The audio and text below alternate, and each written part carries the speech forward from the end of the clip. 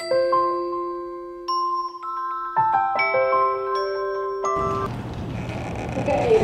afternoon, everyone. Welcome to our mindfulness and stress management and self-awareness workshop today. I'm so glad you all are here.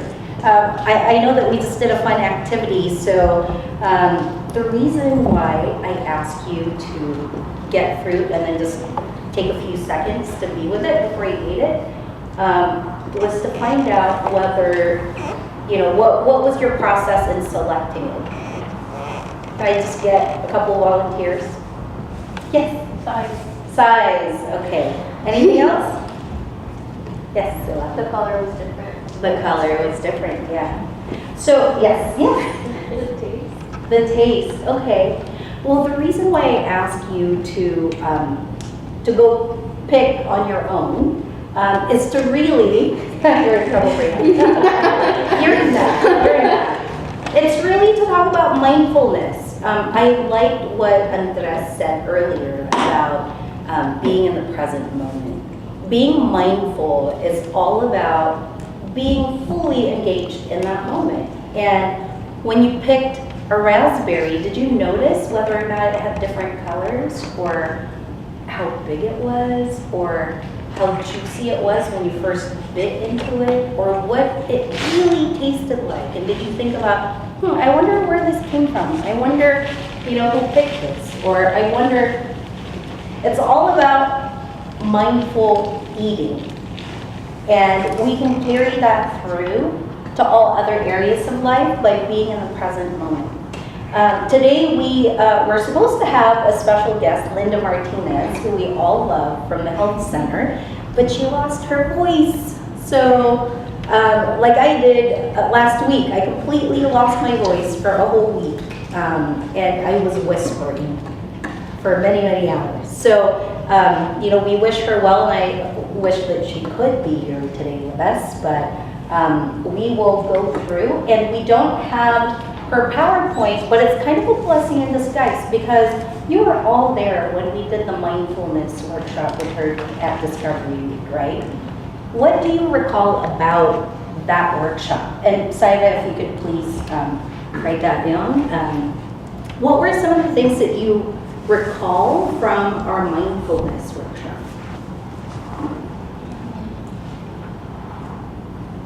Yes. I'm pretty sure she did a guided meditation.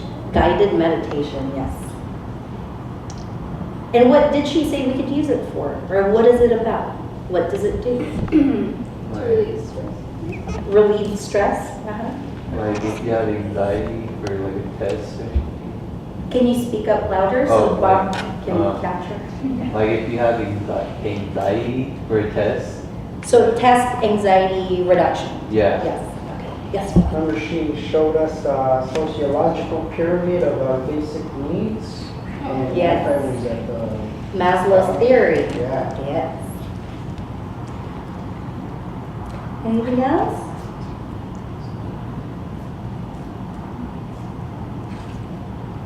What instances have you used mindfulness or meditation? Do you guys meditate? Did you learn to meditate from that workshop or from before? From before. That workshop for you? Yeah. That workshop for you? Still trying to learn like meditating. Meditating? Yeah. It's part of being mindful, right? That meditation. What's the process like for meditations? Stop thinking. Stop thinking. Or being okay, acknowledging a thought when it passes through and then just letting it go, right? Just focusing on the breathing. Yeah. What other areas or what other instances have you utilized mindfulness or meditation in your, in your everyday moments? When you're stressed and you need to clear your mind. Something like that. Before a big exam. Before a big exam? Okay. Yes. Before going to sleep. Before going to sleep. Why is that beneficial? Because I have trouble sleeping, so it helps me relax. It's clear my mind. And surprisingly, whenever I've meditated right before going to sleep, I wake up so refreshed in the morning. Like if I'm intentionally, if I'm intending to be relaxed, then I'll wake up relaxed. Even if it's just 2 to 3 hours of sleep. Anybody else? When I'm driving to school or to school, I don't turn on the radio, I just put the windows down. Just close them. Don't close your eyes. Not advisable while operating heavy machinery. Just Yes. like hear the sound, just drive peacefully. Like everybody's honking at each other, like putting each other off, and I'm just like breathing. Zen. I love that. Yeah. Sometimes when I leave here and I have a bit of time, I'll drive down PCH to get back to Orange County, and I'll roll all the windows down. You know, like I tie my hair back because then, but I roll the windows down, and so I could smell the ocean and feel the breeze and hear the sounds. It's really just breathtakingly beautiful. Okay, when else do you meditate or mindful? In the morning? Okay. What's the process like? Meditate. Mm-hmm. Oh, well, I just sit and like breathe. Like I just focus on my breathing. Like I don't try to think about anything else. And like it kind of gives me energy in a way. How long does it take? How long do you take to do that? 30 minutes. 30 minutes. Yeah. Okay. I try to look more. Yeah, sometimes when you get so relaxed, you fall asleep. I do some guided meditations, and that definitely puts me to sleep sometimes because it just relaxes me so much. Yes? When you say guided meditation, do you put on like YouTube video or something? Or? So I'm very selective in that I curate what goes in my mind first. I don't randomly pick a guided meditation because I don't know what they're, incepting me with, right? Have you seen that movie, Inception?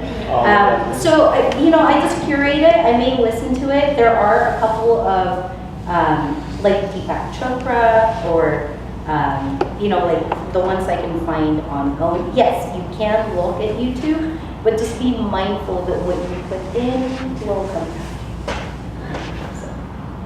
out. Okay, as far as mindfulness goes, what about when you eat? Do you just go? Like, do you get your food, eat in front of the TV and just... No, you take your time. Well, I mean, if you like the food, Yes. or, I don't know, like I always like taking my time whenever I eat because, like, I don't know, like it's peaceful, or it brings me joy. Like, not to sound cheesy or anything. It's pretty simple. I love that. We should Oh, eat that was good, nutritious food that are fun to eat, Yeah, I get it. Anybody else when you're eating? I know... See where it comes from, Yes. what it contains. Can you tell us a little bit about the project that you were helping your friend with? Oh, all right. So my friend has a little farm he's starting by himself, apart from the business where he currently works. And the whole point of this project is to show that it's possible to create something, to start your own, to grow your own food, basically, with as much space as you have, or with the space you only have. And so we're growing a variety of different grains that he eats, that he sells, that he gives to other companies. But basically what it is me and him just growing fennel, radish, carrots, turnips, different small organic greens that are accessible, that are healthy in a way. That's basically it. why did you pick, okay, I want to focus on the sustainable organic farming part of it? Organic means non-chemical related. So like I said, seeing where your food comes from, seeing what it contains, seeing what effect it has on you. If you eat too much of something, you will eventually become it. If you eat too much junk food is you. And basically, energy-wise, organic food has had a positive impact on the farmers there. And yeah. Thank you. So as you can see, you can apply mindfulness in so many different areas.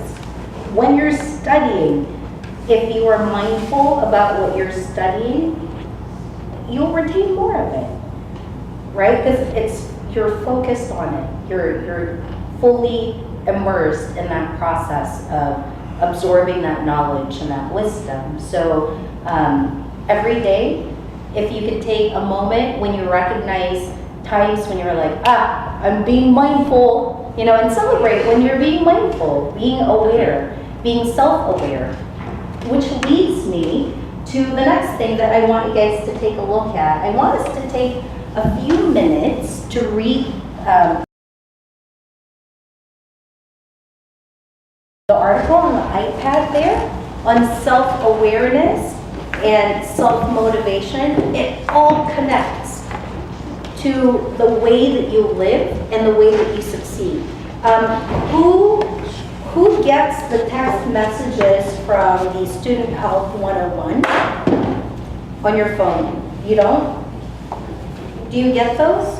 Like, I'll get them every month. Did you guys know that you could enter to win $1,000 each month just by reading the articles and then clicking, yes, I liked it, yes, I read it? So right now, please read that article that's on there, and then at the end of the article, fill out and enter to win $1,000 this month.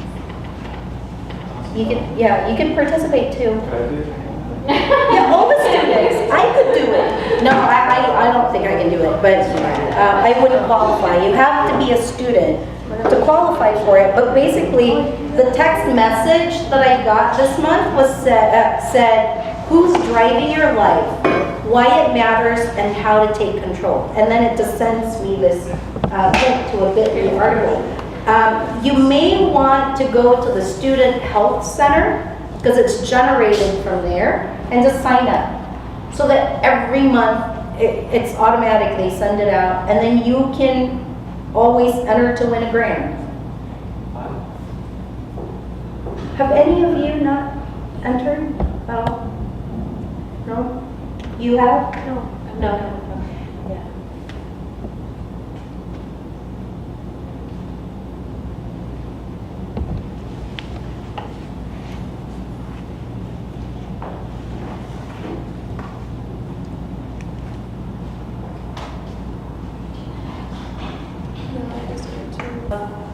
We're back on.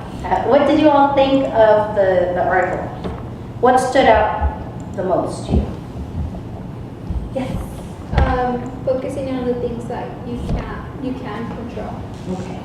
I usually get mad at certain situations with things that I can't control, and I need to learn how to distinguish between the things I can and can't control.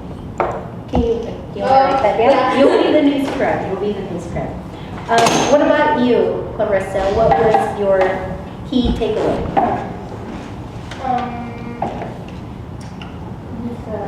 Learning how to control and strengthen your focus of control. I like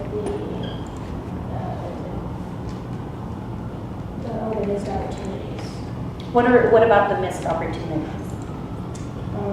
Like looking back and like, for example, high school, when there was like city government and stuff, and we really got involved, and I never did any of that. I really got involved my senior year. And I don't want to say I regret anything, I don't, but I wish I had gotten more involved in high school, so I look back on that stuff, and that makes me more willing to get involved in things now. That's great. And the whole time you're in school, they will always have student government. Yeah. So it is never too late to be part of it. So here on campus, right there, that's the office right there. Are you considering being more active in student government? I don't know. I just like my high school student government. I don't know. It's just an example. Yeah. Check it out though. Especially if that's something that you found joy in before. You know, like they have so many. Actually, you started a SHIP chapter, right? Yeah. Society of Hispanic Professional Engineers. Yeah. Yeah. So you can join. Yeah, we have some open positions, right? Yeah. And there's an EMP club, which is engineering, math, physics. There's a chemistry club. There's all sorts of clubs on campus, and you don't have to be a member. You can just kind of get dip your toes in the water a little bit by going to their events. They're free. I actually have to put in a word. There's a brand new entrepreneur consortium. It's a club that just got started, and there's a meeting right here at 10 o'clock tomorrow morning for those students that have or think they have some entrepreneurial spirit Thank you. to look at. Fabio, you may actually want to check it out one of these Yeah, days. 10 o'clock tomorrow morning, Yeah. right here. I'll talk to What you. about you, Brianna? What was your key takeaway? I just thought it was really interesting how they were talking about how when if you don't have control, then you start to like think you can hopeless and it's true. Yeah. What do you do in that case? Well, I just try to like to take as much control as I can. I just try to make sure that I don't give up because I do that. So I should. That's right. What about you? Like knowing that you have the ability to change how you react to certain issues, and that you can change like how she said, like procrastination or some issue that you have, that you can change it.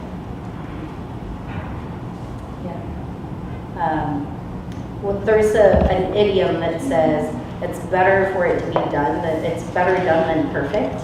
You know, it's get it out. Right? Obviously, you're going to do your best, but sometimes the procrastination and the perfection kind of go hand in hand. Like, I'm not going to let it go out into the world until it is totally perfect. But really, you know, like do your best, put really good effort into it, great effort, and then get it out, redraft it if you can, right? And if it's out there and it's work product, like I'm talking about in a business setting, for example, if I were to post an article, I just need to hit the publish button, and then I can go back in and edit it, you know, like who cares? If it's for an essay or a paper, obviously put in as much time and effort as you can, and then be okay to let your work go. Yes, Bob? So, like she said, the ability or the concept of free will versus fate, that's what I got most out of it. And it's just related it to literature. In what way? The ability to, well, Shakespeare, free will, controlling your own destiny, controlling your own actions, versus fate, just letting everything hit you. I give up, right? Yeah. I choose the form. Exactly. Anything else? I'm just sit down and do that. I think this was a solid key point that called it out to the most. Yeah. So that? I was gonna, since you mentioned perfection, it mentioned to have realistic expectations also. And I think that's really important because sometimes you think something's gonna go this way, you think of it as a perfect situation, then it doesn't happen. So you gotta think that if you try your best and put your hard work into it, and it's more likely that the outcome's gonna be positive and not to expect perfection. Thank you.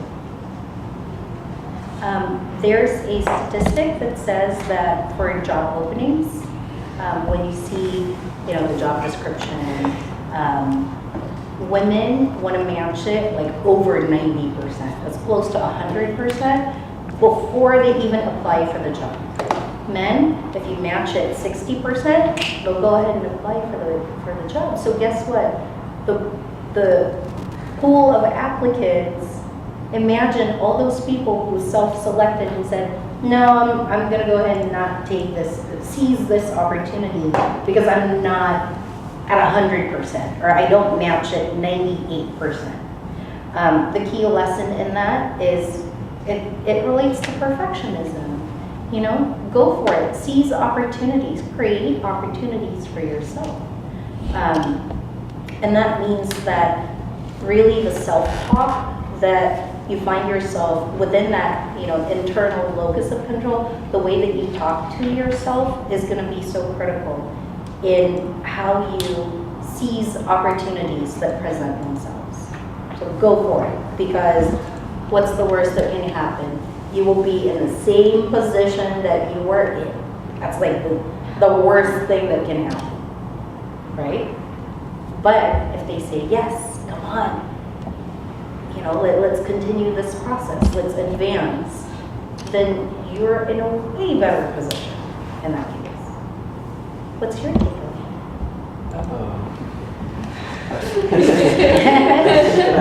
Well, there was one point where it said that are you internal or external? And I feel like most of us are external. Like we go by what other people judge us by, and their opinions just to have their attentions. And most of us need to focus on our internal locus control. And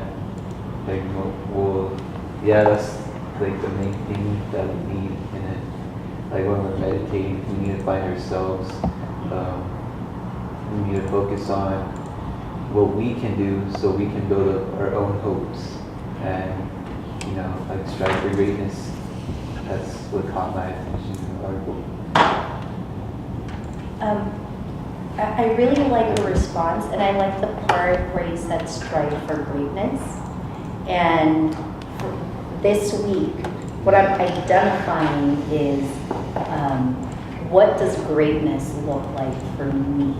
How do I define my own greatness so that I can own this process of growth and contributing? And so this morning I was like, okay, this is the quality of greatness that I want to emulate, and I'm looking at real people, that I could utilize as role models, even if I don't know them. It may be a historical figure or an author or somebody that I admire, but somebody that has the quality that I want to grow into.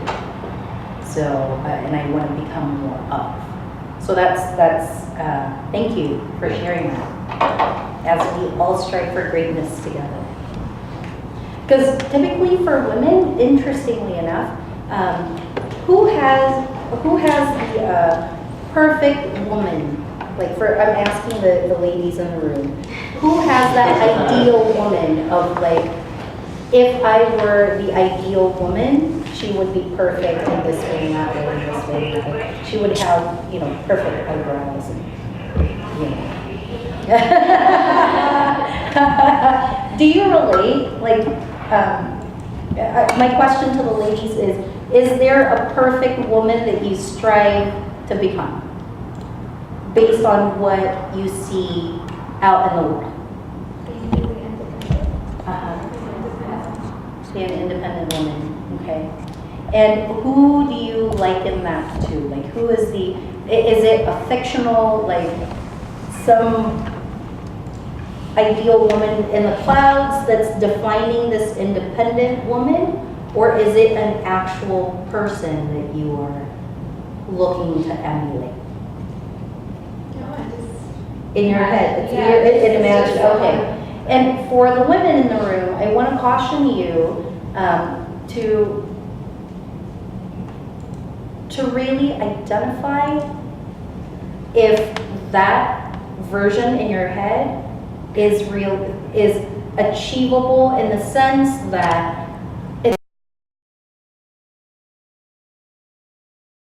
it's not something that you're just thinking because you read it, you know, or like it's been photoshopped, or it's this ideal that you have in your head. Because in comparison to some men, when the question has been asked, like, do you have a perfect version of yourself? Men typically tend to respond with, well, if I were a better man, I would be investing like Sir Richard Branson. You know, like it's an actual person that they relate that to, as opposed to, you know, something that we imagine. Okay, because we tend to go through that sometimes. Like, oh, if I'm a perfect woman, I would look like the cover on Vogue. Well, but that's been photoshopped, you know, so much that it's not even the actual person that you're seeing on there. So we need to be able to separate and figure out, okay, who do I, you know, like what qualities do I really want to develop in myself, and where have I seen examples of that? You know, like where, and we can emulate other women, other men, perfection, while it's not achievable in human beings. Nature, when you're out hiking, is perfect. You've seen perfect sunsets. You know, you've seen incredible things that are inspiring and amazing. So let's be mindful about that as we continue to strive for our greatness and really identify what does greatness look like for you. Okay, and you can run down the list, like different aspects of your life, of how do you want to be great in that, you know, in your finances, in your physical body, in your emotional growth, in your spiritual growth, in your mental growth, right? While you're here, what does it look like to be great for you?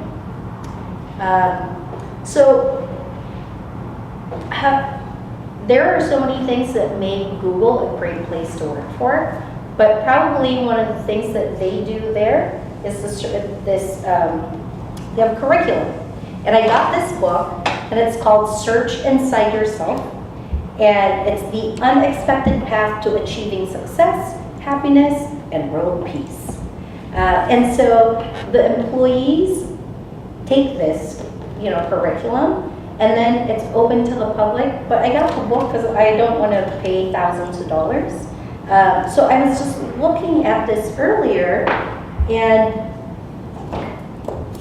it basically identifies self-awareness, self-efficacy, mindfulness, emotional intelligence, grit, all the things that we've talked about, they mention in this book. So it was really interesting to see how it plays out at that company.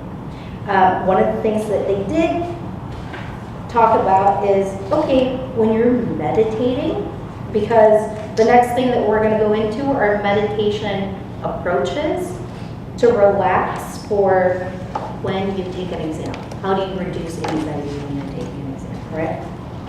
So the way that they said, there are 7 things that you do when you're meditating in the traditional sense. It's sitting straight up with your legs in lotus position, you know, when you cross your legs, palms up, you breathe, you kind of like look down, so this is kind of a hook. You put your tongue up against the roof of your mouth, and then you relax your jaw, like your teeth should not be touching. Can we try that real quickly? Like, you can close your eyes or look ahead. You don't stick your tongue out. It goes to the roof of your mouth, okay?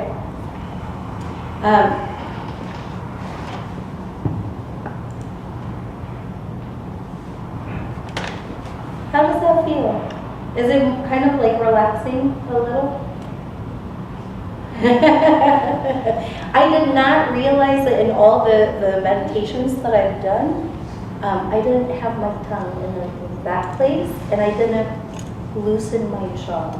And I just today realized, a minute, you know, I could have been more relaxed had I done it that way. So that's part of what's in this book. I think what I'm going to do is circulate, like if people want to borrow from a library, like an FYE library, who would be interested in that?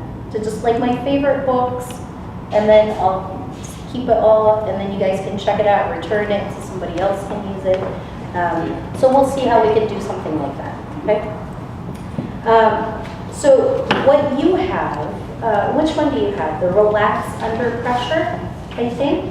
So these are handouts from Linda. This is actually the guided meditation that she used during Discovery Week, where it was really incredible.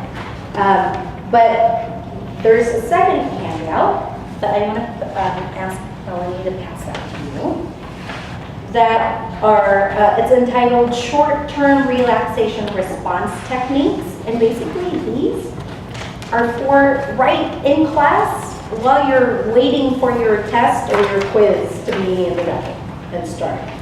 So I want to pick one that we're going to do because we have about 10 minutes left. Should we do, which one do you guys want to do? The short-term relaxation sitting at the desk, the deep breathing, or the visualization? There's also one called calming.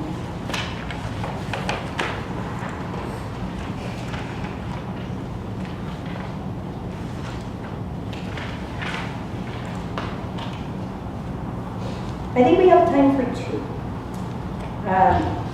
So if you want, I can read it to you and then you guys can just do it, okay? So techniques, pretty simple to do. You can easily accomplish them before entering the test area or while you're already sitting at your desk before and during an exam, okay? So let's go ahead and do these. The first one, let's go ahead and sit up straight in your chair. And make sure that you place both feet on the floor, making sure that they're flat. And then grasp the bottom sides of your chair with your hands.